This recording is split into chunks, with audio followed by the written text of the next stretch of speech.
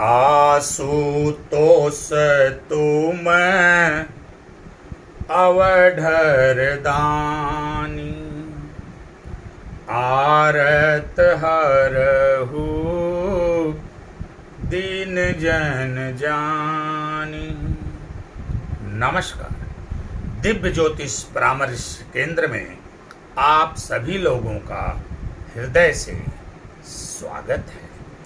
प्रिय मित्रों, आज हम चर्चा करेंगे मिथुन लग्न के 12 भावों में चंद्रमा के फलादेश को लेकर के, कि मिथुन लग्न की कुंडली के 12 भावों में अलग अलग भावों में बैठकर चंद्रमा हमें किस प्रकार का फल प्रदान करते हैं। इसके पहले हम मेष से लेकर के वृषभ लग्न तक 12 भावों में चंद्रमा के प्रभाव को लेकर के चर्चा कर चुके हैं और अपने वीडियोस को हमने अपने YouTube चैनल दिव्य ज्योतिष परामर्श केंद्र पर अपलोड भी कर दिया है।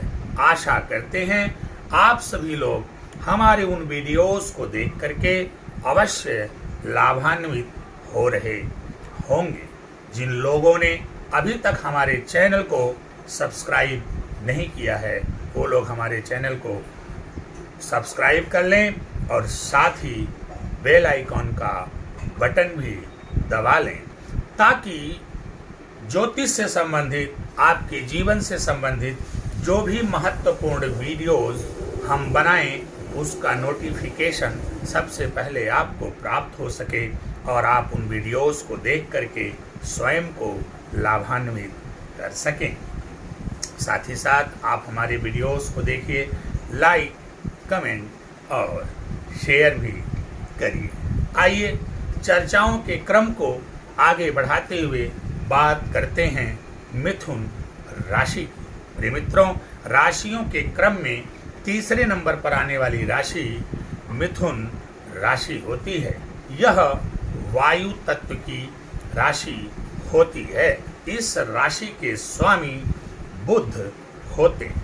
आइए बात करते हैं कि कौन सी कुंडली मिथुन लग्न की होती है।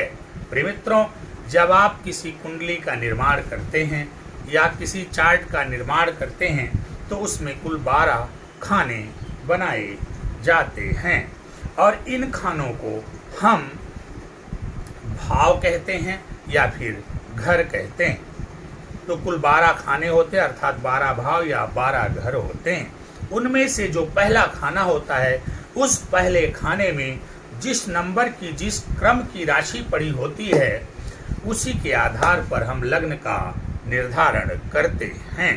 तो प्रिय मित्रों, यदि आपके हाथ में कोई जन्म पत्री है, जन्म कुंडली है, या आप किसी जन्म कुंडली का निर्माण कर रहे हैं और उसके पहले खाने में 3 नंबर लिखा हुआ है, तो तीसरे क्रम पर आने वाली राशि मिथुन राशि होती है। तो जब भी पहले क्रम में 3 नंबर लिखा होगा, आप उसे मिथुन लग्न की कुंडली बोलेंगे।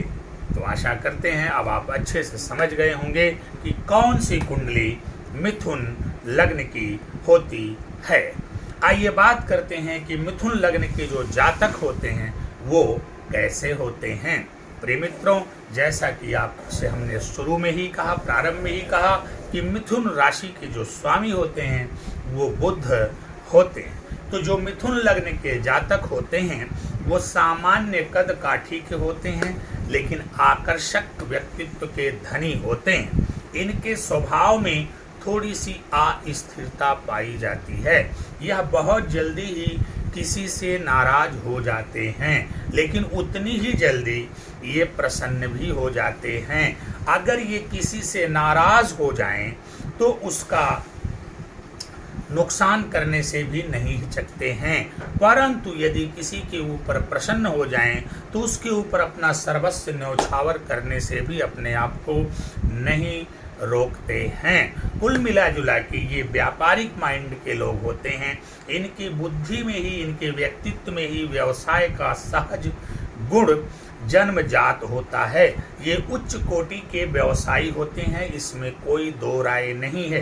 किसी भी बात को सोचने समझने परखने की क्षमता इनके अंदर जबरदस्त पाई जाती है। तो प्रिय मित्रों, मैंने चर्चा किया मिथुन राशि के संदर्भ में, और फिर कौन सी कुंडली मिथुन लग्न की होती है, और फिर मैंने संक्षेप में चर्चा किया कि मिथुन लग्न के जातक का स्वभाव और व्यक्तित्व कैसा होता है।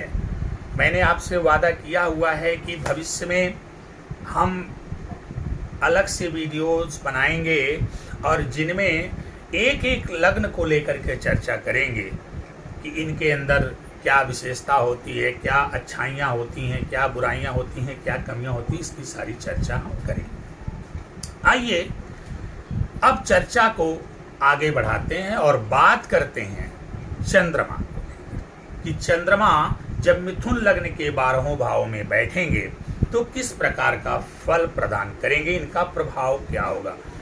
उससे पहले थोड़ा सा हम चंद्रमा के बारे में समझ लेते हैं, क्योंकि फल कथन करने से पहले ये जानना जरूरी है कि चंद्रमा किन तत्वों के कारक होते हैं और मिथुन लग्न में किस भाव के मालिक होते हैं, किस भाव के स्वामी होते हैं। तो जैसा आप जानते हैं कि चंद्रमा हमारे मन के कारक हैं। शास्त्रों में कहा गया है चंद्रमा मनसो जाता है। तो चंद्रमा हमारे मन के कारक हैं। चंद्रमा हमारी माता के कारक हैं। चंद्रमा माता समान स्त्रियों के भी कारक हैं। चंद्रमा हमारी एकाग्रता के कारक हैं, कंसंट्रेशन के कारक हैं। चंद्रमा जल के भी कारक हैं। चंद्रमा डिप्रेशन के भी कारक हैं। चंद्रमा धन के भी कारक हैं। सुख समृद्धि के भी कारक हैं। चंद्रमा जल के कारक हैं। चंद्रमा द्रव के कारक हैं। तो इस प्रकार से मैंने आपको संक्षेप में बताया कि चंद्रमा किन चीजों के कारक हैं। आइए बात करते हैं कि जब मिथुन लग्न की हम विवेचना करने जा रहे हैं कि मिथुन लग्न की कुंडली के 12वें भावों में अलग अलग भावों में बैठ करके चंद्रमा हमें किस प्रकार का फल प्रदान करने वाले हैं, तो उससे पहले हमको ये जानना जरूरी होगा कि चंद्रमा मिथुन लग्न में किस भाव के स्वामी बनेंगे। तो प्रिय मित्रों, यदि मिथुन लग्न की बात किया जाए तो चंद्रमा धन भाव के स्वामी होंगे, क्योंकि मिथुन लग्न की कुंडली में जो दूसरा भाव होगा जिसे हम धन भाव के नाम से जानते हैं, उसमें जो है 4 नंबर लिखा हुआ होगा, अर्थात कर्क राशि होगी और कर्क राशि के स्वामी चंद्रमा होते हैं। तो आप देख सकते हैं कि मिथुन लग्न की कुंडली में चंद्रमा धनेश बन रहे हैं। प्रिय मित्रों, थोड़ा सा हमें ये भी समझना जरूरी है कि चंद्रमा का बुध के साथ किस प्रकार का संबंध होता है। तो मैं आपको बताऊं कि चंद्रमा और बुध में बड़ा अजीबोगरीब संबंध है। बुध चंद्रमा को अपना शत्रु मानते हैं, तो बुध चंद्रमा को सदैव हानि पहुंचाने का कार्य करते हैं। परंतु बात जब चंद्रमा की होती है तो चंद्रमा बुध को शत्रु नहीं, अपना पुत्र मानते हैं, अपना मित्र मानते हैं।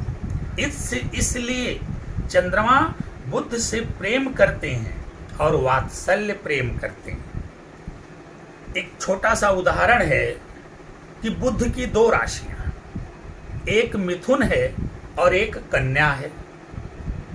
अब सोच लीजिए आप जरा कि चंद्रमा बुध से कितना प्यार करते हैं, कितना वात्सल्य चंद्रमा को बुध से है। बुध भले ही चंद्रमा का बुरा चाहते हो, चंद्रमा का नुकसान करते हो, ये एक अलग बात है, लेकिन चंद्रमा बुध का सदैव भला चाहते हैं। इसीलिए तो मिथुन लग्न की कुंडली में जो कि जिसके लग्नेश बुध हैं, चंद्रमा यहाँ पर धनेश हो रहे हैं। और आप जब देखेंगे कन्या लग्न, तो कन्या लग्न की कुंडली में भी लग्नेश बुध ही होते हैं, लेकिन चंद्रमा वहां पर लाभेश होते हैं। तो चंद्रमा एक पिता की भांति बुध को धन, मिथुन लग्न में धन का और कन्या लग्न में लाभ का स्वामी होकर के कहीं न कहीं अपना प्यार लुटाने जा रहे हैं, अपना प्यार बरसाने जा रहे हैं। आइए चर्चा के क्रम को आगे बढ़ाते हैं और बात करते हैं लग्न में, कि जब लग्न में ही चंद्रमा विराजमान होंगे तो किस प्रकार का फल प्रदान करेंगे। तो प्रिय मित्रों, जब लग्न में ही जाकर के चंद्रमा बैठेंगे तो लग्न में चंद्रमा बैठ करके वहां पर बुध की राशि होगी, तो बुध की राशि चंद्रमा को पीड़ित करने का प्रयास करेगी, परंतु चंद्रमा पीड़ित होते हुए भी यहाँ पर आपको अच्छा लाभ देंगे, आपके व्यक्तित्व को आकर्षक बनाएंगे, आपको इमोशनल बनाएंगे, आपको समझदार बनाएंगे और आपको जन्मजात धनी बनाएंगे। इसमें भी कोई दो राय नहीं। ये कोई बहुत आश्चर्य की बात नहीं होगी कि मिथुन लग्न में अगर चंद्रमा आकर के लग्न में ही बैठा हो और व्यक्ति जन्मजात धनी हो तो कोई आश्चर्य की बात नहीं है। आपके स्वभाव व्यक्तित्व में ही होगा धन, आप जन्मजात धन लेकर आए ही होंगे। और यदि किन्हीं दुर्योगों के कारण ऐसा नहीं हो पाया तो ये तय मान करके चलिए कि आप अपने परिवार को स्वयं के परिश्रम से धनवान बनाकर जाएंगे, इसमें भी कोई दो राय नहीं है। तो आपको इमोशनल बनाएंगे, थोड़ा सा चंचल स्वभाव देंगे, आपका स्वभाव में चंचलता हो सकती है, आप इमोशनल होंगे, भावुक होंगे, लेकिन बहुत ही समझदार होंगे और बड़े ही निर्मल व्यक्तित्व के होंगे। आत्मा आपकी बहुत ही पाक साफ होगी, बिल्कुल गंगा जल की तरह पवित्र होगी। अब यहाँ पर बैठे हुए चंद्रमा की जो सप्तम दृष्टि है वो दाम्पत्य भाव पर पड़ेगी और वहां पर गुरु की राशि धनु राशि होगी। परिणाम स्वरूप मित्र दृष्टि पड़ेगी और मित्र दृष्टि पड़ने के कारण चंद्रमा आपके दाम्पत्य जीवन को बहुत ही सुखमय बनाएंगे, इसमें कोई दो राय नहीं है। आपकी पत्नी बड़ी ही सुंदर और सुशील होंगी, अच्छे चरित्र की होंगी, काफी समझदार होंगी, धनवान परिवार से भी होंगी, इसमें कोई दो राय नहीं है।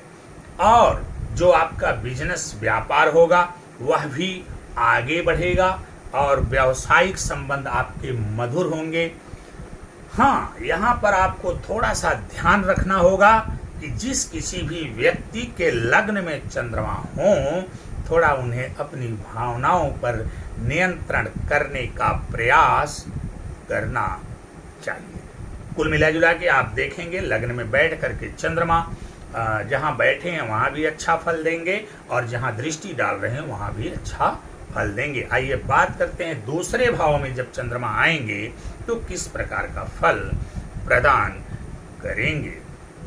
हमने कहा मित्रों शुरू में ही, इस बात को हमेशा ध्यान में रखिएगा कि मिथुन लग्न वालों के लिए और कन्या लग्न वालों के लिए बुध भले ही चंद्रमा को पसंद ना करते हों, लेकिन चंद्रमा मिथुन लग्न वालों और कन्या लग्न वालों के लिए बहुत ही मेहरबान होते हैं और हमेशा अच्छा ही करने का प्रयास करते हैं। इसको तो आप अपने दिल में बिठा लीजिए। तो जब दूसरे भाव में चंद्रमा आएंगे तो अपने ही घर में हो जाएंगे, क्योंकि दूसरे भाव में इनकी कर्क राशि है, तो अपने ही घर में बैठ करके, अपनी ही राशि में बैठ करके ये आपको महाधनी बनाएंगे। आपकी वाणी बहुत सुंदर होगी, आकर्षक होगी, आपका परिवार काफी लंबा चौड़ा होगा, आपका मन आपके परिवार में लगेगा, आप अपने परिवार से पृथक होकर के कभी नहीं रह पाएंगे। अब यहाँ पर बैठे हुए चंद्रमा की जो सप्तम दृष्टि है वह अष्टम भाव पर पड़ेगी, जहाँ से आकस्मिकताओं का विचार किया जाता है, गुप्त ज्ञान का विचार किया जाता है, रहस्यात्मक बातों का विचार किया जाता है, मृत्यु का विचार किया जाता है। वहाँ पर जब चंद्रमा की दृष्टि पड़ेगी तो वहाँ पर शनि की राशि है मकर राशि। प्रिय मित्रों, मैंने कहा कि शनि के साथ हालांकि चंद्रमा किसी से भी शत्रुता नहीं रखते, लेकिन क्रूर, पाप इत्यादि ग्रहों का उनके ऊपर कुछ न कुछ बुरा इफेक्ट, बुरा प्रभाव पड़ ही जाता है। तो जब शनि की राशि पर देखेंगे तो थोड़ा सा मतलब यहाँ पर हमें कुछ दिक्कत दिखाई दे रही। दिक्कत में क्या कि आपको आकस्मिक दुर्घटनाओं का शिकार होना पड़ सकता है, साथ ही साथ आपको संघर्ष करना पड़ सकता है।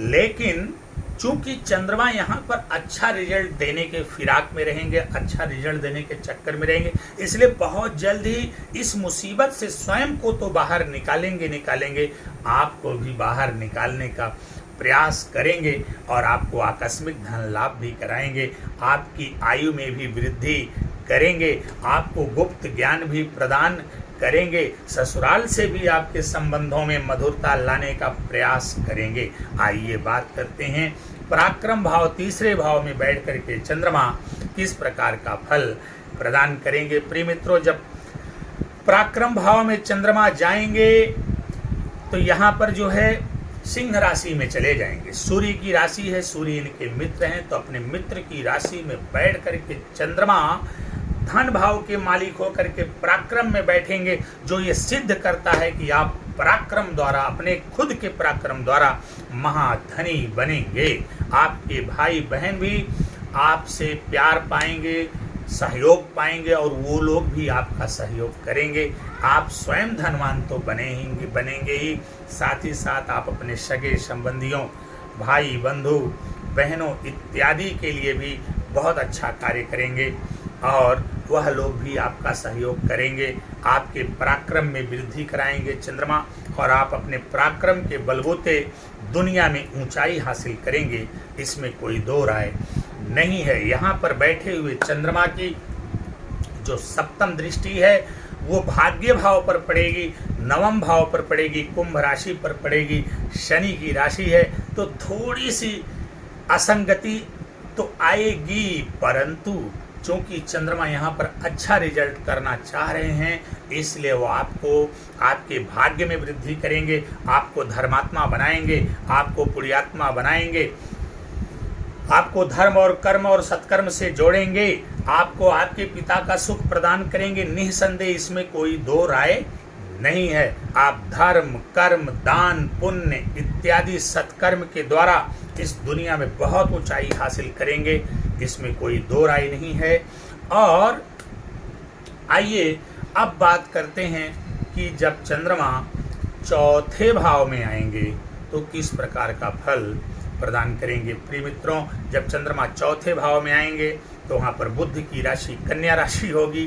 तो कन्या राशि में जब चंद्रमा आएंगे तो चूंकि बुध की राशि है, ये वो चंद्रमा को पीड़ित करने का प्रयास करेंगे, परंतु चंद्रमा बुध के साथ कुछ भी बुरा नहीं करेंगे। बुध के लिए चंद्रमा हर हाल में अच्छा ही करेंगे। वैसे भी चौथा घर जो होता है वो चंद्रमा का ही अपना घर होता है और यहाँ पर आकर के चंद्रमा दिग्बली भी हो जाते हैं।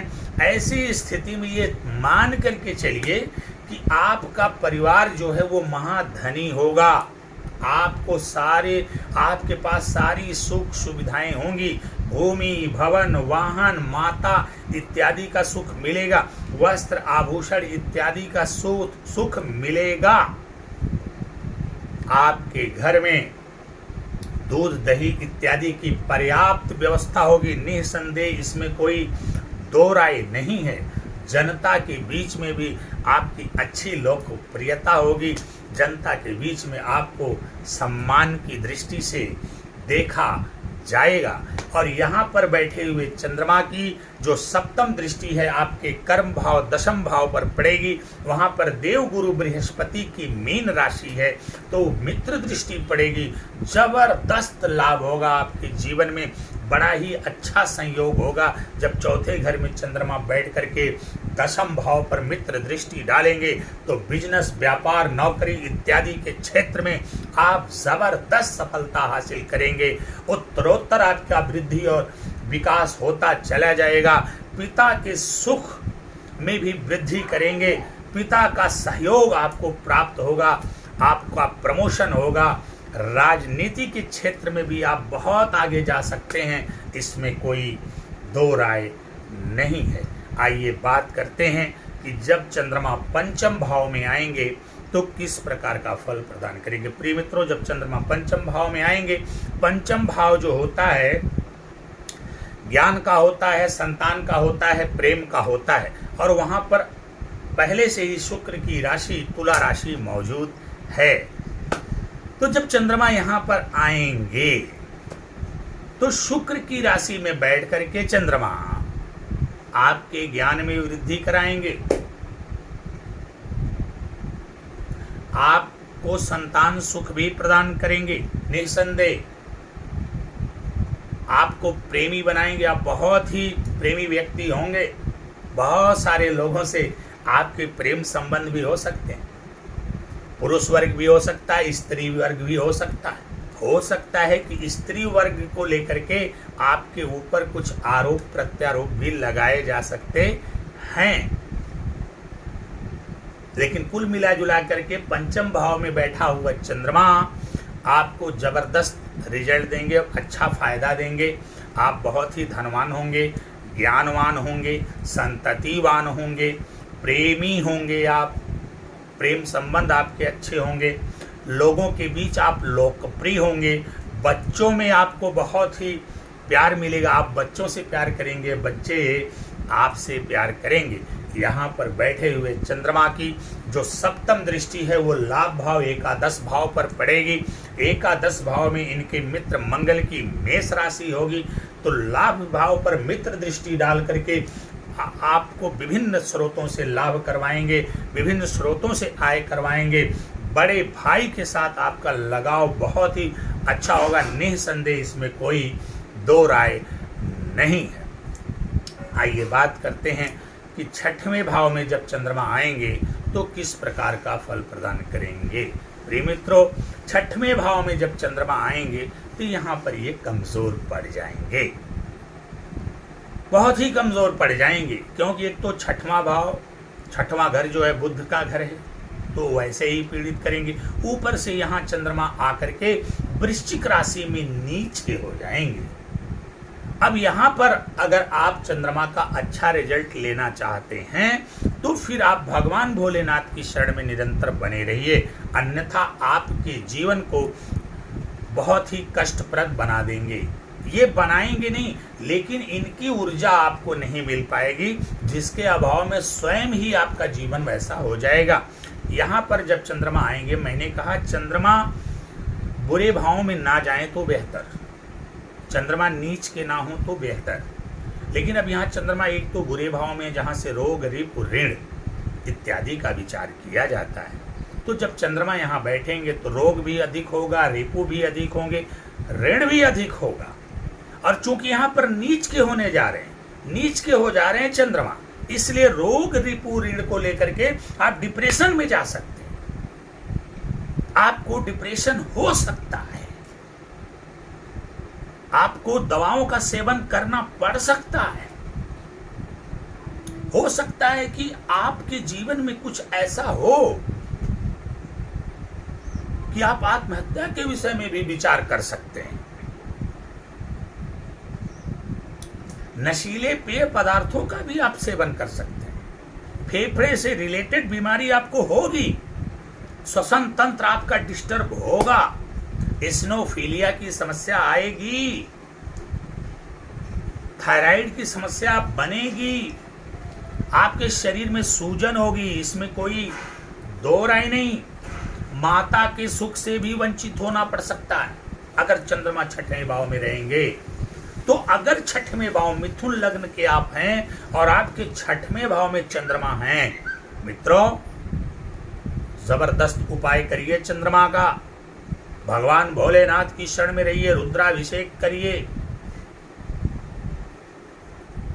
शिव जी का दर्शन पूजन करिए, पंचामृत से अभिषेक करिए शिव जी का, प्रत्येक सोमवार का व्रत करिए, माँ और माँ समान स्त्रियों का सम्मान करिए, गायों की सेवा करिए। जितना ज्यादा आप जो है शिव भक्ति में रत रहेंगे उतना ही आपका कल्याण होगा, अन्यथा आपका जीवन मृत्यु तुल्य हो जाएगा। अतुल्य क्या हो सकता है, मृत्यु को गले भी आप लगा लें, यहां पर बैठे हुए चंद्रमा की जो सप्तम दृष्टि है वो 12वें भाव पर, व्यय भाव पर उच्च की पड़ेगी। तो जब व्यय भाव पर इनकी उच्च की दृष्टि पड़ेगी तो अच्छे कार्यों में आपका व्यय होगा। कोर्ट केस कचहरी इत्यादि मामलों में आपको विजय प्राप्त होगी। बाहरी लोगों द्वारा आपको विशेष लाभ भी हो सकता है। कब? जब चंद्रमा को आप सही करेंगे तब, अन्यथा यहां पर इतने पीड़ित हो जाएंगे कि आप उनकी उच्च दृष्टि का भी लाभ नहीं ले पाएंगे। आइए बात करते हैं सप्तम भाव में चंद्रमा जाएंगे तो किस प्रकार का फल प्रदान करेंगे। प्रिय मित्रों, जब सप्तम भाव में चंद्रमा आएंगे तो अपने मित्र बृहस्पति की धनु राशि में विराजमान होंगे। तो मित्र राशि में विराजमान होंगे सप्तम भाव में, जाहिर सी बात है पत्नी आपकी बड़ी ही सुंदर होगी, आपका लाइफ पार्टनर बड़ा ही अट्रैक्टिव होगा, खूबसूरत होगा, अच्छा व्यक्तित्व होगा, शानदार होगा, सुंदर होगा, मिलनसार होगा, सरल होगा, सरस होगा। परंतु मैंने अक्सर देखा है, मेरा एक्सपीरियंस कहता है कि सप्तम भाव में चंद्रमा आते हैं तो थोड़ा सा चारित्रिक दोष भी देते हैं। यहाँ पर अपने भावनाओं पर नियंत्रण रखने की आवश्यकता होगी। वो किसी भी प्रकार की भावना है उस पर आप नियंत्रण रखेंगे तो आपका जीवन सुखी एवं संपन्न रहेगा। व्यवसायिक पार्टनरों के साथ भी आपका संबंध अच्छा रहेगा। यहाँ पर बैठे हुए चंद्रमा की जो सप्तम दृष्टि है वो आपके लग्न पर पड़ेगी। तो लग्न पर दृष्टि डाल करके आपके व्यक्तित्व को खूबसूरत बनाएंगे, सुंदर बनाएंगे, आकर्षक बनाएंगे, शानदार बनाएंगे, इसमें कोई दो राय नहीं। प्रिय मित्रों, आइए बात करते हैं अष्टम भाव में जब चंद्रमा जाएंगे तो अष्टम भाव में जाकर के किस प्रकार का फल प्रदान करेंगे। जब अष्टम भाव में चंद्रमा जाएंगे तो शनि की राशि मकर राशि में विराजमान होंगे और आप जानते हैं शनि के साथ चंद्रमा विष दोष का निर्माण करते हैं। तो यहाँ जब शनि की पैसे अष्टम भाव में चंद्रमा का जाना मैं कहीं से भी बेहतर नहीं मानता। मैंने देखा हुआ है कि जब जब चंद्रमा किसी भी जातक, किसी भी लग्न की कुंडली हो, चंद्रमा जब जब अष्टम भाव में गए हैं तो कहीं न कहीं उन्होंने जातक को डिप्रेशन में लाने का काम तो किया ही किया, इसमें कोई दो राय नहीं। जातक डिप्रेशन में आ ही जाता है। तो अष्टम भाव में जब चंद्रमा आएंगे, शनि की राशि में होंगे तो थोड़ा सा आपको कष्ट होगा, मानसिक कष्ट हो सकता है, धन को लेकर के समस्या होगी और रोगों को लेकर के समस्या होगी, आकस्मिक घटनाएं हो सकती हैं, माता के सुख से वंचित होना पड़ सकता है। तो इस बात को आपको थोड़ा ध्यान में रखना पड़ेगा। अष्टम भाव में जब चंद्रमा आए तो चंद्रमा का विशेष उपाय करना चाहिए। भगवान भोलेनाथ की शरण में निरंतर बने रहना चाहिए। किसी अच्छे ज्योतिषी से परामर्श लेकर के चंद्रमा का उपाय करते रहना चाहिए। आप चंद्रमा का उपाय करते रहेंगे तो आपका जीवन सुखी एवं संपन्न बना रहेगा। अब यहाँ पर बैठे हुए चंद्रमा की जो सप्तम दृष्टि है वो अपने घर पर ही पड़ेगी, दूसरे भाव पर पड़ेगी। तो ये आपको महाधनी बनाएंगे, इसमें कोई दो राय नहीं। धनवान बनाएंगे, संघर्ष तो कराएंगे, लेकिन जब आप चंद्रमा को सही करेंगे तो यही चंद्रमा आपको धनवान भी बनाएंगे, इसमें कोई दो राय नहीं। आपका परिवार लंबा होगा, बड़ा होगा, आपकी वाणी सुमधुर होगी, अच्छी होगी। इस तरह से जो है अष्टम भाव में चंद्रमा आपको फल दे। आइए बात करते हैं नवम भाव में। नवम भाव में जब चंद्रमा जाएंगे तो वहाँ पर कुंभ राशि में होंगे, शनि की राशि में। तो जैसे कि मैं बार बार कह रहा हूँ कि थोड़ी सी असंगति तो होगी, लेकिन अंततोगत्वा यहाँ पर चंद्रमा बेहतर परिणाम देंगे, आपके भाग्य को चमकाएंगे, आपको महाभाग्यशाली बनाएंगे, साथ ही साथ धर्म कर्म और सत्कर्म से भी जोड़ेंगे। पिता का भी सानिध्य और सहयोग प्राप्त होगा, जिसके बलबूते आप दुनिया में अपना नाम रोशन करेंगे।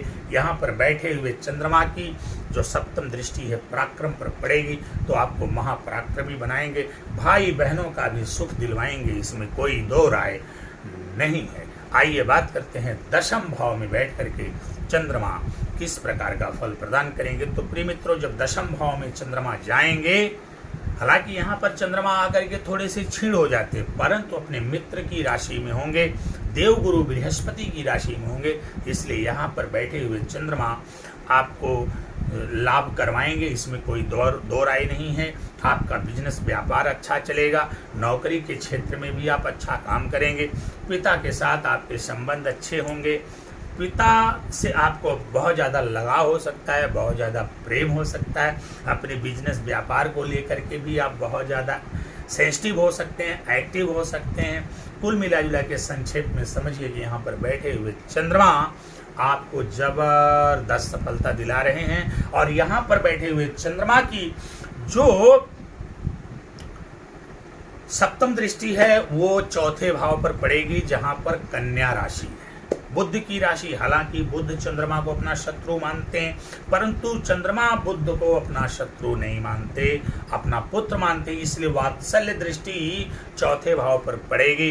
परिणाम स्वरूप जबरदस्त लाभ दिलवाएंगे, भूमि, भवन, वाहन, माता इत्यादि का पूर्ण सुख मिलेगा, जमीन, जायदाद, घर, भवन इत्यादि का पूरा सुख मिलेगा, इसमें कोई दो राय नहीं। जनता के बीच में आपकी लोकप्रियता बढ़ेगी और आप राजनीति के क्षेत्र में भी अपनी किस्मत आजमा सकते हैं निसंदेह। आइए बात करते हैं लाभ भाव में बैठ करके चंद्रमा किस प्रकार का फल प्रदान करेंगे। प्रिय मित्रों, जब लाभ भाव में चंद्रमा जाएंगे तो वहां पर देखिए ये बहुत बड़ा संयोग होता है, धनेश लाभ भाव में आ रहा है, तो ये बहुत बड़ा संयोग है, एक प्रकार का महाधनी योग भी कह सकते हैं। चंद्रमा धनेश जब लाभ स्थान में आएगा तो महाधनी बनाएगा, विभिन्न स्रोतों से आपकी आय होगी, विभिन्न स्रोतों से आप लाभ प्राप्त करेंगे, बड़े भाई से भी आपको लाभ मिलेगा और बड़े भाई के प्रति आपका लगाव ज़्यादा रहेगा, उनके प्रति अनुरक्ति रहेगी, निसंदेह इसमें कोई दो राय नहीं है। यहाँ पर बैठे हुए चंद्रमा की सप्तम दृष्टि आपके ज्ञान संतान वाले भाव पंचम भाव पर पड़ेगी, तो ज्ञान में वृद्धि कराएंगे, संतान सुख प्रदान करेंगे और साथ ही साथ प्रेम के मामलों में भी आपको सफलता दिलाएंगे। आइए बात करते हैं 12वें भाव में, व्यय भाव में जब चंद्रमा जाएंगे तो किस प्रकार का फल प्रदान करेंगे। प्रिय मित्रों, जब मिथुन लग्न की कुंडली के व्यय भाव में चंद्रमा जाएंगे तो वहां पर वृष राशि होगी, वृषभ राशि होगी, और वृषभ राशि में जाकर के चंद्रमा उच्च के हो जाएंगे। परंतु जैसा कि मैं बार बार कहता हूं कि चंद्रमा का मैं छठे 8वें 12वें जाना बिल्कुल भी अच्छा नहीं मानता।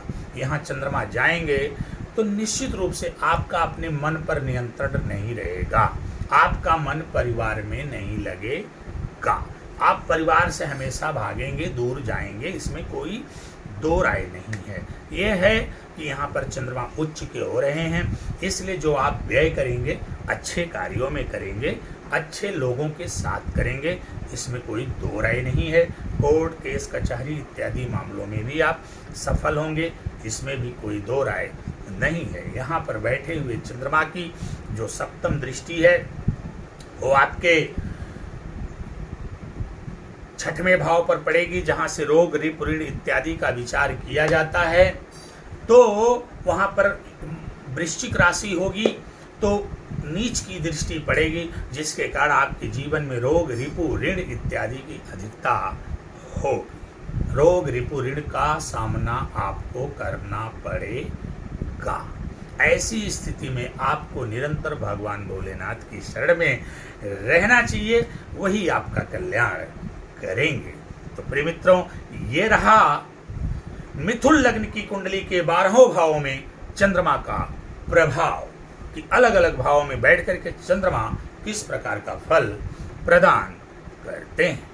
आशा करते हैं हमारा वीडियो आपको जरूर अच्छा लगा होगा। आप लोग लाइक करें, कमेंट करें, शेयर करें, ताकि और लोग भी लाभान्वित हो सकें। अगली चर्चा हम करेंगे कर्क लग्न के 12 भाव में चंद्रमा के प्रभाव को लेकर के। आज के लिए बस इतना ही।